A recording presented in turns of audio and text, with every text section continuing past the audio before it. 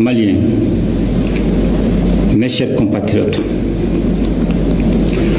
je m'adresse à vous en ce moment d'extrême gravité que traverse notre pays suite à des attaques terroristes survenues le 25 avril 2026.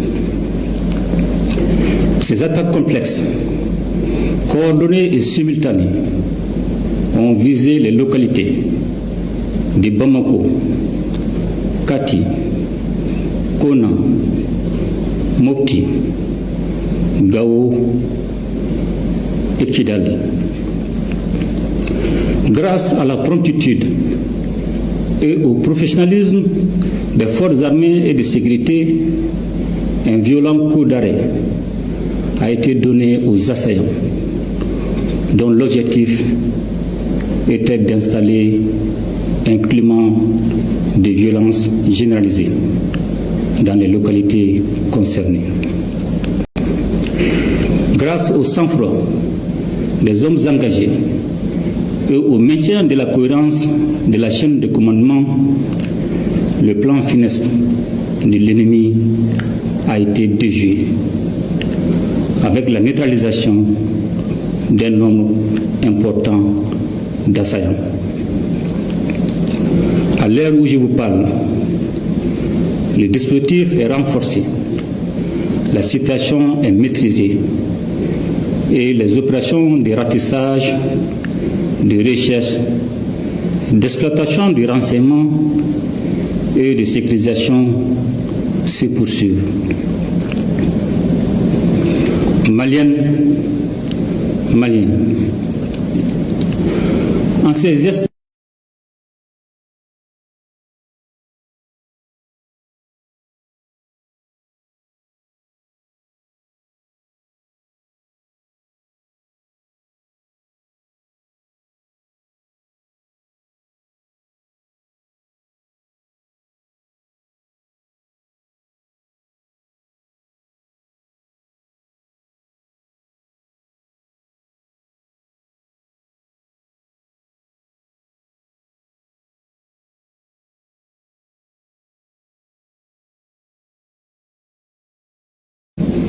le dispositif est renforcé, la situation est maîtrisée. En ces instants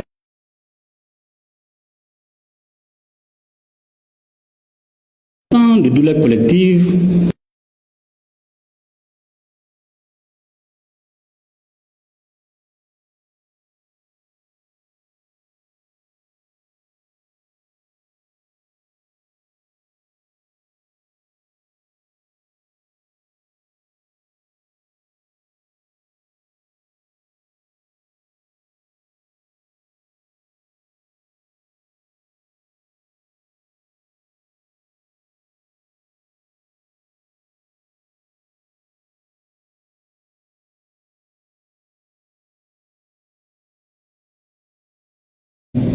se poursuivent. Maliennes, Maliens, en ces instants de douleur collective, de la naïe dans la mémoire collective et son sacrifice nous oblige. Qu'Allah lui accorde sa grâce infinie. Mes chers compatriotes, ces attaques ne sont pas des faits isolés, elles s'inscrivent dans un vaste plan de déstabilisation conçu et exécuté par les groupes armés terroristes et les sponsors internes et externes qui leur fournissent du renseignement et des moyens logistiques. C'est le lieu de raffirmer la ferme volonté du Mali de maintenir le cap de sa refondation. Notre peuple a fait un choix, celui de la souveraineté et de la dignité qui symbolise la prise en main de son destin.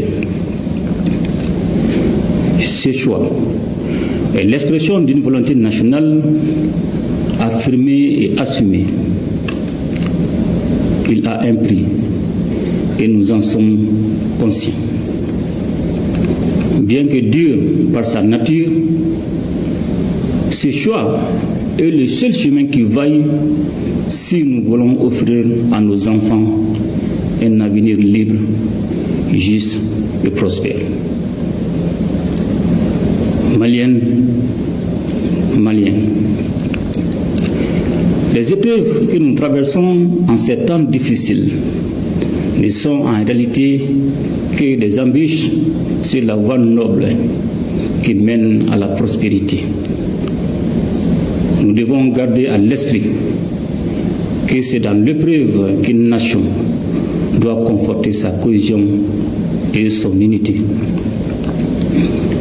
L'institution nationale est aujourd'hui indispensable et nous devons tous, comme un seul homme, nous ériger contre la division et la fracture sociale. Mes chers compatriotes,